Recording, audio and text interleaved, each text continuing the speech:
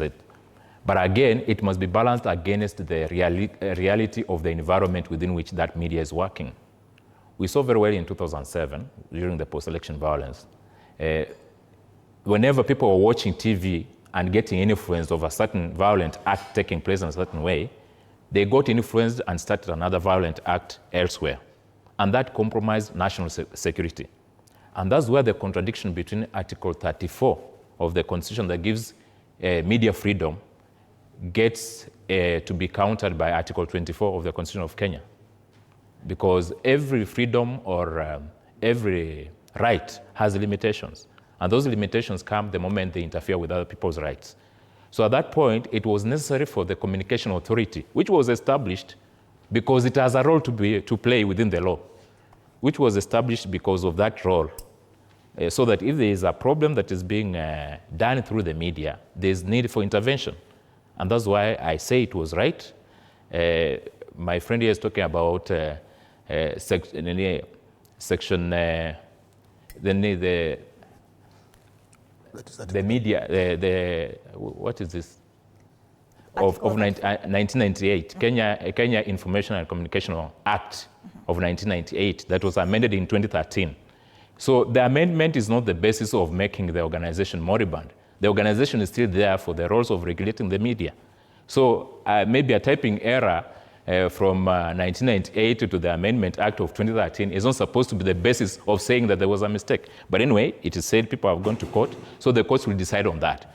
But on the basis of the environment in which we are operating, it's not good for the media, in the name of national security and patriotism, to project scenes of violence, to promote violence. Because violence can easily be influenced. If you see, for example, we have seen Naivasha where people are looting. So if they are looting like that, and then people see the people who are looting are going scot-free, no one is apprehending them, they'll take advantage, especially the criminal elements usually take advantage of the demonstrations, to also start looting sprees, like we saw in Nyeri and somewhere around Thika in Ruiru. There's a lot of looting that has been going on. But now, if the media is not projecting such kind of scenes, then those people with criminal minds will not take advantage of such kind of situations. So I think the action was right and timely for the country. Mm-hmm. But Fwamba Fwamba, when you talk about the basis of the environment that you're working with, you're talking about 2007, like media, we sort of incited the public. But we are in 2025.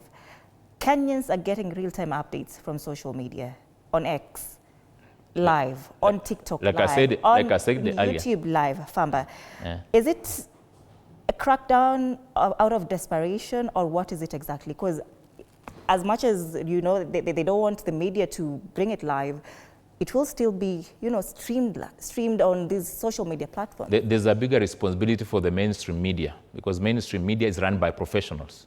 People who've gone to school, people with credentials in that specific field, as opposed to someone who is using his phone to do blogging, for example, or post images that are fake, AI-generated images. You see, for you being within the media circles, you have ethical standards in which you are supposed to operate, and therefore, whatever we consume from you is something that we take to the bank because we believe that is gospel truth.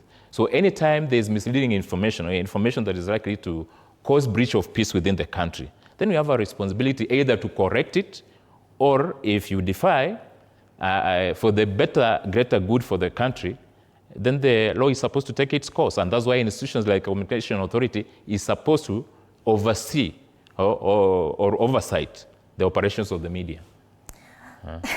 Eric, does that directive justify what Fwamba is saying? I think Fwamba is speaking from